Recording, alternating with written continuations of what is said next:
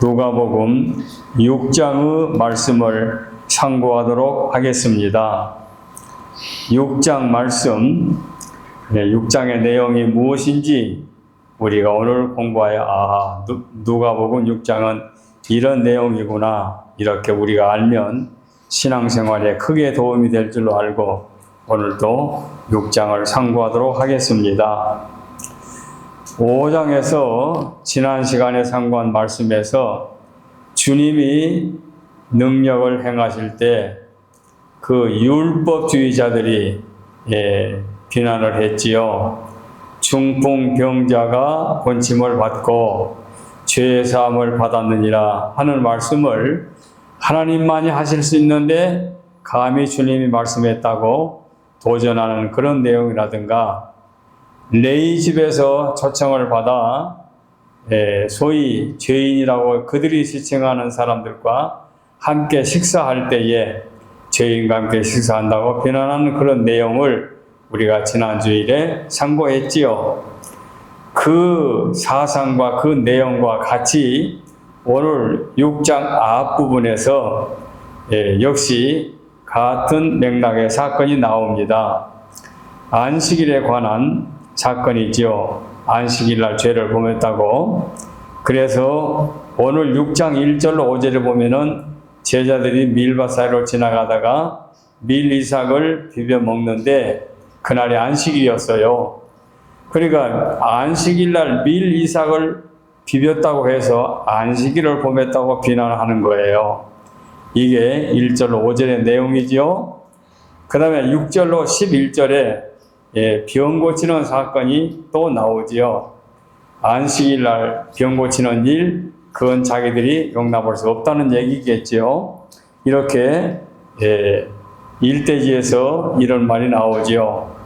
그리고 결국 그들의 관념은 안식일에 대한 관념이 하나님의 명하신 말씀보다 더 위에다 놓고 자기들의 주의 주장을 내세우는 그와 같은 얘기지요. 그리고 뒤에 있는 특별히 오늘 본문의 말씀이 20절 이하의 마지막 절까지 말씀 속에서 주보의 일부를 실려놨는데, 이 말씀을 마태복음 5장에서 산상보훈, 산상수훈 이렇게 말씀하는 내용과 유사한 말씀입니다. 그래서 오늘 주보에다가 산상보훈과 평지복음이라는 제목으로 주보 양면에다가 소개해 놓았지요. 이 말씀은 내용이 유사합니다. 유사한데 마태복음의 말씀은 산 위에서 말씀을 하셨고, 이 누가복음의 말씀은 평지에서 말씀을 하셨습니다. 물론 이 말씀을 같은 사건으로 보는 분도 있긴 있습니다. 그런데 문제는 같은 사건으로 보든 다른 사건을 보든 그건 문제가 아니고, 그 산상에서 주신 말씀과 평지에서 주신 말씀, 그 교훈의 말씀이 그 내용 자체가 대동소이하게 된 거지요. 그래서 오늘 우리는 제목도 위대한 설교 이렇게 제목을 정했는데, 이 말을 다른 말로 말씀을 드리면 평지 설교라고 해도 됩니다. 그래서 평지에서 주님이 설교하신 말씀, 이 말씀을 저는 위대한 설교 이런 제목으로 붙였는데, 이 말씀을 같은 성격으로 연결해 보면은 마태복음 5장에 있는 말씀 산상수훈, 산상보훈의 말씀과 큰 차이가 없는 내용의 말씀이다, 이렇게 우리가 생각을 하면 될 줄로 압니다. 자, 그러면 역시 크게 세 대지로 나눠서 1절로 11절에 안식일 문제, 그 다음에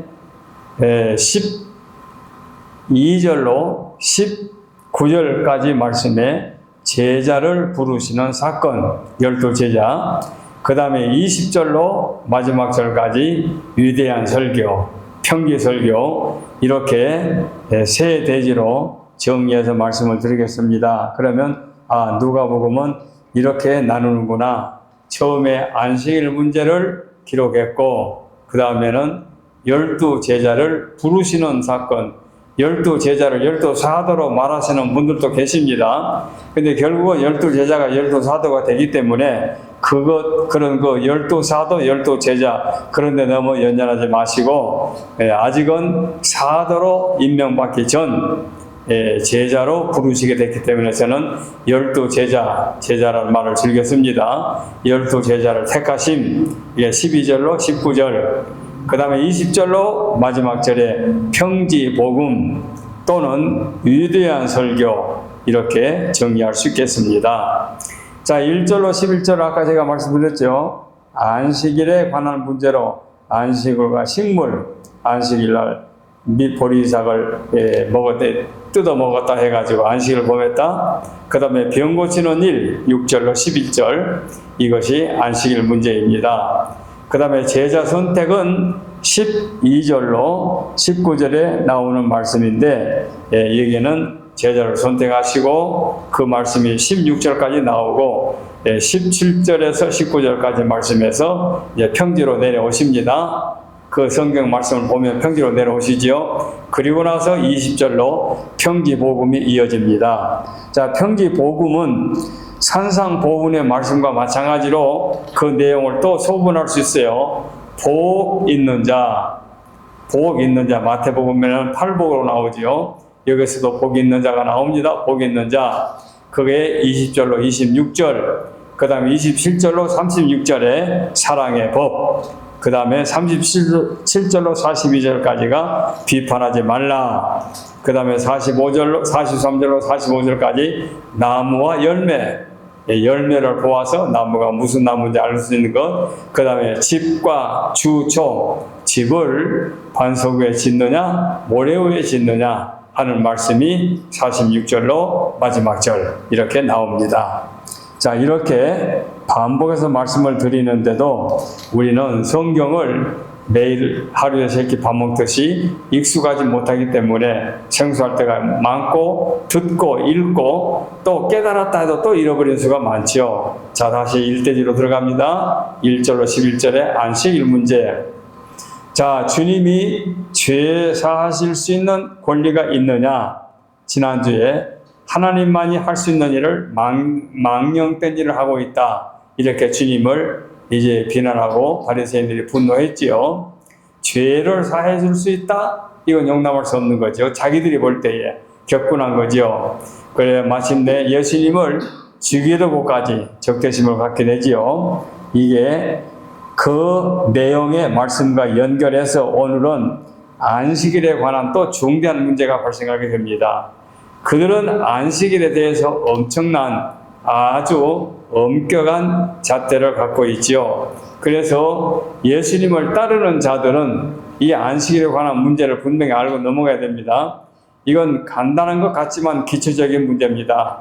안식일은 예배하고 쉬는 날로 작정해 놓고 어떤 일도 행해서는 안 된다, 이것이 그들의 주장입니다. 그런데 주님께서는 아니죠.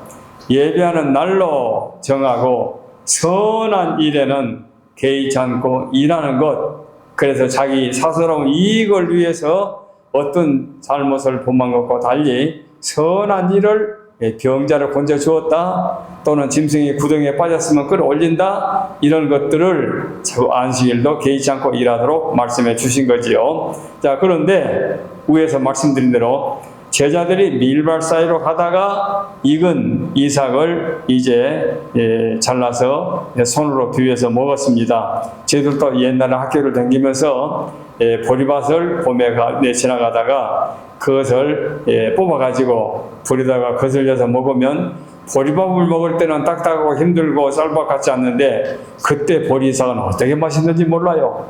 그런 경험이 있습니다. 제자들도 아마 시작하니까 보리이삭을 비벼서 이렇게 먹은 것 같습니다. 그런데 문제는 그날이 안식일이었어요. 안식일에 그런 일을 했기 때문에 죄가 된다, 이렇게 말하게 된 거죠. 문제가 된 거지요. 그런데 주님께서 뭐라 말씀했느냐? 안식일날 미리살 먹은 것이 잘됐다 잘못됐다 그렇게 말씀하지 않습니다. 위반했다, 위반하지 않았다, 그걸 논하지 아니하고 주님께서 자기를 대적하는 자들에게 구약의 실례를 들어서 말씀을 합니다. 다윗이 굶주림을 못 참고 이제 사울에게 도망 다닐 때에 그 제자들과 다윗을 따르는 무리들과 함께 먹을 것이 없어 굶주리게 되는데 성전에서 진설병, 그러니까 성전에 하나님 앞에 예물로 드렸던 그 진설병 떡상이 있는데 그거 외에는 먹을 것이 없어요. 먹을 것이 없는데 너희들이 여자를 가까이 않고 범죄하지 않았으면은 이것이라도 먹으라고 제사장이 내놓으니까 그걸 먹게 되었거든요. 그 사건을 예를 들면서 이렇게 다윗도 이 범한 것을 이렇게 먹게 되었는데 제자들이 시장한데 안식일날 미리싹을 뜯어 먹었다고 해서 이게 문제가 되겠느냐 이렇게 말씀하게 된 겁니다. 그러니까 안식일에 죄를 지었다 안 지었다 이 문제가 아니라 안식일날 할 수 있는 일이 있다 없다 이렇게 우리가 근본적인 문제를 정리해 볼 필요가 있지요. 그 다음에 둘째로 또 다른 안식일에 한쪽 손 마른 사람이 있는데 주님이 그를 권해 주셨지요. 네 손을 내밀라. 내밀었습니다. 회복됐습니다. 얼마나 한쪽 손 마른 사람에게는 세상에 이런 기쁨이 또 어디 있겠습니까? 그런데 이것까지도 안식일날 죄를 범했다고 그들은 바리새인들은 문제를 삼게 되지요. 자, 주님이 선을 행하는 것 가지고 이렇게 문제를 삼으니 참으로 율법주의자들의 그 문제가 안타까울 뿐이지요. 그래서 주님께서 대적하는 질문에 대하여 대답하시되 남을 도우며 구하기를 거절하는 것은 남에게 해를 주는 것이나 마찬가지다. 그런 뜻으로 말씀하게 된 거지요. 그래서 주님께서 내가 너희에게 묻노니 안식일에 선을 행하는 것과 악을 행하는 것, 생명을 구하는 것과 멸하는 것 어느 것이 옳으냐 하고 묻습니다. 대답은 나오지 않았습니까? 선을 행하는 것, 악을 행하는 것, 생명을 구하는 것, 구하지 않는 것 어느 것이 옳으냐? 옳은 일을 하라 이거죠. 그래서 안식일의 주인이 주님이지 우리가 안식일을 지키기 위해서 우리가 잘못된 인식을 갖고 있어서는 안 된다는 얘기죠. 그래서 주님께서 안식일의 도리를 가르칠 때에 사람의 긴급한 일을 구하는 것과 궁핍하고 곤란에 빠진 자에게 자비를 베푸는 것, 이건 안식일도 할 수 있다. 그렇게 말씀을 드린 겁니다. 그래서 이것은 안식일을 폐하는 것이 아니라 안식일을 바로 지키는 것이다. 그래서 문제는 인자는 안식일의 주인이다. 이런 말이 나오게 되는 거죠. 자, 이렇게 해서 안식일에 관한 말씀으로 마찰이 생겼는데 주님은 자기 입장에서 분명히 말씀해 주셨습니다. 안식일의 죄를 범한다? 우리가 그 안식일에 관한 문제를 분명히 알고 넘어가야 될 것입니다. 한국에서도 초창기에 목사님들이 주일날 구약의 안식일과 인식이 다릅니다만 강단에 올라가는데 두루마기에 옷구름이 떨어졌다고 그러지요. 근데 그 옷구름을 바늘로 꿰매야 되는데 안식일에 주일날 바느질하는 게 잘못됐다 생각하고 두루마기 끈을 허리에다가 메고 올라갔다. 실제로 있었는지 모르겠으면 그런 말이 전해오지요. 그렇게까지 심하게 형식적인 것을 이제 문제 삼았던 것이 거기 없지 않아 있었는데 우리는 주님이 안식일의 주인이다 하는 말씀에서 선을 행하는 것과 악을 행하는 것 분명히 구별하면 될 줄로 압니다. 자, 그리고 난 다음에 12절로 19절에 12제자를 택하시는 내용이 나옵니다. 우리 장로님이나 찬양도 했습니다만은 12제자를 택하시는 것 대단히 중요한 문제지요. 주님께서 그들에게 귀한 사명을 맡기시고 그 제자들을 부르심으로 말미암아 세상 끝날까지 복음이 이 땅에 전파되는데 역할하기 때문에 일꾼 제자를 부르시는 것은 매우 중요한 거지요. 그래서 누가는 그 전날 밤에 밤이 맞도록 하나님께 기도하셨다고 밝히고 있습니다. 기도하고 제자를 부르십니다. 이제 제자를 삼으십니다. 이 말씀은 주님이 단회적으로 이 땅에 오셔서 당신의 할 일을 하시고 끝나버린 것이 아니라 세상 끝날까지 그리스도의 놀라운 복음의 역사는 전파되어야 되기 때문에 제자를 부르시게 된 거지요. 그래서 영구성을 가지고 제자를 부르시게 됩니다. 주님이 구원의 역사를 이루신 다음에 제자들이 그 일을 맡아 하게 되는 거지요. 그래서 성경은 매우 이 부분을 귀하게 여겨서 성경에도 4군데가 나옵니다. 마태복음 10장 1절로 4절에 나오고 마가복음 3장 13절로 19절에 나오고 오늘 본문 누가복음 6장에 나오지요. 그 다음에 한 곳이 사도행전 1장에 나옵니다.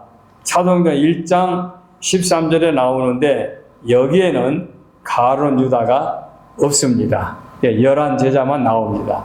그러니까 복음서 3군데는 12제자가 명단이 다 나오는데 사도행전 1장에 나오는 그 사도들로 명단에는 11분의 이름이 나오고 마지막 가룟 유다는 없어집니다.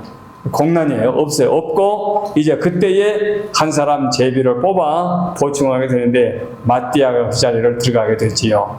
그러니까 성경의 4곳에 예수님의 12제자 및 12사도의 이름이 나오는데 마태복음의 10장, 마가복음의 3장, 누가복음의 6장에 나오는데 한 곳 사도행전 1장에 나오는 곳에는 12사람 중에서 가룟 유다가 빠지고 11사람이 나온 다음에 마띠아가 보충이 된다. 이렇게 여러분이 이해를 하시면 성경에 12제자에 대해서 나오는구나 이해가 될 줄 압니다. 자, 그런데 그 12제자를 면면히 살펴보게 되면은 그룹이 있어요. 그룹이 12사람을 3그룹으로 나오면은 4분이 되지 않겠습니까? 3, 4, 12. 그래서 앞에 1그룹에 4사람, 베드로, 안드레, 야고보, 요한. 이 3사람이 언제든지 앞부분에 나옵니다. 이 사람들이 12사람 중에 선두에 4사람으로 나와요. 베드로, 안드레, 베드로의 형제지요. 야고보, 요한, 또 그들도 형제지요. 자, 그렇게 해서 맨 처음에 시몬 베드로가 언제든지 1차로 나옵니다. 그래서 12제자 이름을 대봐라 하면은 다 몰라도 베드로만 알아도 12사람 하나 나는 거예요. 그 다음에 요한, 우리가 알지 않습니까? 요한. 그래서 베드로, 요한, 야고보, 안드레 이렇게 해서 4사람이 12그룹 중에 3그룹 앞에 첫 번 4그룹으로 4사람이 나오게 됩니다. 그래서 베드로, 그 다음에 그의 동생 안드레는 베드로를 예수님께로 인도한 그런 그 역할을 했지요. 그 다음에 야고보와 요한은 역시 형제인데 우레의 아들, 우레의 아들, 성질이 매우 급했나 봐요. 얼마나 급했으면 별명이 우리의 아들들이라고 했는지 모르겠습니다. 그 다음에 그 야고보는 처음 순교 12제자 중에 맨 처음에 순교를 당한 분이지요. 그런가 하면은 요한은 그 형제 중에 요한은 12사도 중에 맨 늦게까지 살아 계셔서 요한계시록 기록된 와석종신이라고 그러죠. 와석종신. 아주 나이 많아서 세상을 떠났다. 이래서 야고보, 요한, 베드로, 안드레, 야고보, 요한 이렇게 4사람이 첫 부분 1그룹에 속한다. 그 다음에 이제 두 번째 그룹에 이제 5, 6, 7, 8 그룹은 누구냐? 빌립, 바돌로메, 마태, 도마. 여기도 익숙한 이름이 맞죠? 빌립도 익숙하고 마태, 도마 익숙하죠. 자, 그런데 바돌로메는 다른 이름으로 나다나엘 이라고도 한 것으로 우리가 알고 있습니다. 그래서 빌립, 바돌로메, 나다나엘, 바돌로메 혹은 나다나엘, 그 다음에 마태, 토마, 이게 두 번째 그룹인 네 사람 속에 속하게 됩니다. 자, 빌립, 마태, 토마, 이렇게 네 사람 중에 세 사람 익숙하지요. 바돌로메, 나다나엘은 조금 빌립이나 마태나 도마보다는 조금은 생소하지만은 어쨌든 이 두 번째 그룹의 네 사람에 속하게 됩니다. 도마가 의심 많은 사람이다. 역시 의심을 많이 했었는데 역시 부활하신 주님을 만난 다음에 열심히 복음을 증거해서 인도 쪽에 나아가서 복음을 증거하고 인도에서 순교했다. 우리가 그렇게 알고 있지요. 마태는 세리로 역시 죄인의 자리에 있었지만 주의 부르심을 받고 제자가 되고 훗날 그는 복음서를 기록하여 마태복음이 신약성경 제1권 첫 번째 책에 올라가게 된 거지요. 그래서 이 그룹에 속한 사람들이 빌립, 바돌로메, 마태, 토마, 빌립, 나다나엘, 마태, 도마 이렇게 네 사람을 정리할 수 있습니다. 그 다음에 이제 세 그룹인데 첫째 그룹, 둘째 그룹까지는 이렇게 설명이 되는데 마지막에 이름은 조금 생소해요. 아니 많이 생소해요. 자, 마지막에 네 사람은 누구냐? 알페오의 아들 야고보 이렇게 표현합니다. 왜 그렇습니까? 앞에 야고보 하나 나오지 않았습니까? 그러니까 그 앞에 야고보 구분하기 위해서 알페오 아들 야고보 이렇게 구분합니다. 그 다음에 셀롯인 시몬 이렇게 또 구분합니다. 그 말은 베드로가 이름이 본명이 시몬 아닙니까? 그래서 그 베드로와 그 베드로인 시몬과 구분하기 위해서 셀롯인 시몬 이렇게 말합니다. 그 다음에 야고보의 아들 유다 이렇게 또 구분합니다. 야고보의 아들 유다. 여기 야고보는 위에 있는 야고보가 아닙니다. 유다의 아버지가 야고보라는 거죠. 그래서 야고보라는 사람이 낳은 아들 유다. 그 다음에 마지막에 가룟 유다. 가룟 유다는 베드로 못지않게 우리가 맨 마지막에 하나를 기억하고 있는데, 그러니까 알페오 아들 야고보, 셀롯인 시몬, 야고보의 아들 유다, 가룟 유다 이렇게 구분합니다. 자, 요한의 동생에 대하여 작은 야고보. 그러니까 요한의 동생을 야고보, 그럼 여기는 작은 야고보 이렇게도 말씀하게 되는데 알페오 아들 야고보 이렇게도 구분한다. 그래서 야고보가 둘인데 이렇게 구분한다. 그 다음에 시몬은 베드로와 구분하기 위해서 셀롯인 시몬 이렇게 구분한다.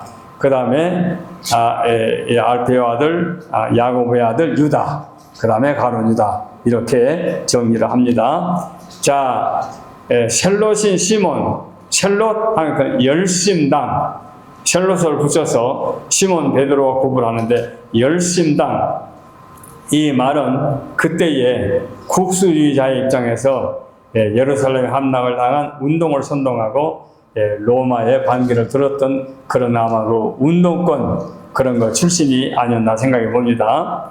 그 다음에 야고보의 아들 유다는 그렇게 우리가 익숙하지 않는데 누구와 다르냐? 가룟 유다와는 다르다. 가룟 유다와는 다른 분이다. 이렇게 구별을 해야 될 줄 압니다. 그래서 야고보의 아들 유다, 그 예수님의 제자에 그런 분이 있었나? 그런데 그분은 가룟 유다와는 다른 분이다. 이렇게 여러분이 구별해 주시기 바랍니다. 그래서 세 사람 이렇게 구별해서 12 제자를 부르셨는데 성경에 4곳에 이분들의 이름이 나왔다. 이렇게 해서 12 제자의 특징을 간략히 말씀드렸습니다. 이제 오늘 그야말로 6장에서 가장 다이아몬드 핵심이라고 할 수 있는 게 20절 이하에서 마지막 절 위대한 설교, 평기 설교의 말씀입니다. 주보에 꼭 기록된 칼럼을 여러분이 읽으시고 산상보온과 구별해 주시기 바랍니다. 그렇게 구별해 주시면 3대지의 내용과 그 유사한 관계를 여러분이 이해할 줄 압니다. 자, 마태복음에서는 산 위에서 말씀하셨다. 그래서 산 위에서 여기는 평지로 내려오셔서 이것이 다릅니다. 그러나 이것을 학자들이 지금까지도 논란을 갖고 있습니다. 이게 같은 사건이냐 또는 다른 사건이냐. 그런데 같은 사건이어도 문제가 될 것도 없고 다른 사건이라 해도 문제될 건 없습니다. 저도 한국 갈 때에 이번에 한국 간다 그러면은 제가 설교 노트 중에서 몇 개를 줄입니다. 줄입니다. 이렇게 5편이나 6편을 줄여가지고 따로 그걸 저장해가지고 갑니다. 근데 가서 설교를 하게 되면은 A라는 교회 가면 이 설교, B라는 교회 가서 이 설교 하는데 때로 가서는 같은 설교를 다른 교회에서 하는 경우가 많이 있습니다. 뭐 저뿐만이 아닙니다. 부흥강사도 마찬가지죠. 한 번은 우리 교회 장로님 딸이 이천석 목사님의 기도원, 무슨 기도원 이름이? 기도원 이름이 뭐죠? 하늘산 기도원인가? 기도원이 근데 기도원을 갔어요. 갔는데 가서 강사님의 설교를 들어보고 굉장히 은혜를 받았어요. 와, 이건 평생 처음 들어본 설교다. 그렇게 은혜를 받고 내려왔는데 너무너무 마음에 도전을 받고 나서 그 다음 주에 또 갔어요. 자기 혼자 또 갔어요. 또 갔는데 그날도 똑같이 지난주에 했던 설교를 한 거예요. 그래 차라리 안 갔더라면 더 머릿속에 마음속에 남아있을 텐데 똑같은 설교를 그 다음 주에 또 가서 듣고 나서는 오히려 실망을 했어요. 그런 장로님 딸이 하나 있었어요. 그런 식으로 같은 설교를 다른 곳에서 하는 수도 많습니다. 그러니 주님이 마태복음 5장에 있는 말씀과 누가복음 6장의 말씀이 내용이 유사하다고 해서 이건 어떤 것이 진짜다 어떤 것이 가짜다 논할 것도 없어요. 달리해서도 상관이 없고 같은 사건을 저자들이 같은 입장에서 아니라 다른 시각에서 기록했다도 상관이 없습니다. 주님이 하신 말씀이니까. 그래서 마태복음에는 그리스도인의 생활의 본질, 바리새 사람들의 형식주의를 떠나서 참된 의를 행하는데 역점을 두고 기록했습니다. 마태라는 저자가. 그런데 누가복음의 본질은 사랑에 있다는 것을 보이고자 한 거지요. 그러니까 본질 자체가 다른 거예요. 바리새인들의 형식주의, 이걸 떠나서 참된 의가 뭔가, 이것을 강조하는 마태. 그 다음에 누가는 의의 본질은 사랑에 있다. 이렇게 특징을 찾아낼 수 있습니다. 그 다음에 마태는 유대인으로 신자가 된 사람들을 염두에 두고 기록한 거예요. 그러니까 유대인들을 상대로 기록했는데 유대인 그리스도인, 유대인으로 그리스도인 된 사람들을 위해서 마태는 기록. 그래서 마태복음은 유대인들을 상대해서 기록한 말씀이다. 늘 말씀하지 않았습니까? 그런데 누가는 전 세계, 온 세계 사람을 상대로 해서 온 세계 그리스도인들을 상대로 해서 기록한 말씀이에요. 그러니까 이 주님의 말씀을 산상복음과 평지복음에서 다룰 수가 있는 거지요. 이렇게 다룰 수 있습니다. 그 다음에 마태복음에 기록한 설교의 내용은 정신적이고 심령적이며 여기 추가로 기록된 것은 그리스도의 생활 목적이 곧 사랑과 자애에 있다. 자비, 자애에 있다. 이것이 마태가 기록한 말씀이다. 그래서 마태복음에는 복이 있다, 복이 있다, 복이 있다. 우리말 번역에는 중간에 나오지만 이렇게 원어는 복이 있다, 복받을 자들이여 하고 이렇게 먼저 기록하게 된 거지요. 그래서 팔복을 말하게 되지요. 그런데 또 누가는 팔복이 아니라 사복에다가 화를 말하고 있습니다. 축복만 말한 것이 아니라 화를 받게 될 것도 말하게 되는 거지요. 화 있을진저 하고 말하게 된 거지요. 그래서 화 있을진저 부유한 자, 만족한 자, 웃는 자, 기뻐한 자, 칭찬받는 자 등등을 이렇게 구별해서 말씀하게 됩니다. 자, 그래서 가난, 굶주린, 슬픔, 천대받은 이와 같은 사람들이 어떤 사람인지를 분명히 성경 말씀하고 있지요. 그래서 27절로 45절 말씀의 교훈은 그리스도인의 생활은 그 본질에 있어서 사랑의 생애라는 것이다. 이 사랑의 설교는, 자, 여러분, 이것은 또 새벽 기도에 한번 또 따로 제가 말씀을 준비했습니다만은, 고린도전서 13장을 뭐라고 말합니까? 사랑의 찬가 그러지요. 그래서 바울 사도가 기록한 고린도전서 13장 사랑장, 이것을 사랑의 찬가. 그래서 그걸 붙여서 우리가 또 즐겨 부르지 않습니까? 얼마나 아름다운 내용인가요? 그래서 고린도전서 13장 사랑장, 사랑의 찬가와 또 하나 기억하시 바랍니다. 요한 사도가 기록한 요한일서 4장 7절 이하의 21절 말씀은 사랑의 성경 공과라고 합니다. 사랑의 성경 공과, 이렇게 제목을 붙여요. 그래서 사랑의 찬가, 사랑의 성경 공과와 더불어 오늘 본문에 주님께서 원수를 사랑하라 고 하는 말씀까지 합해서 사랑에 관한 특징을 우리는 같은 수준에 놓고 우리가 봅니다. 학자들도 그렇게 보고 연구도 그렇게 합니다. 그래서 고린도전서 13장, 요한일서 4장 7절 이하에, 그 다음에 누가복음 6장 20절 이하에 말씀을 사랑의 내배를 같이 놓고 지급을 합니다.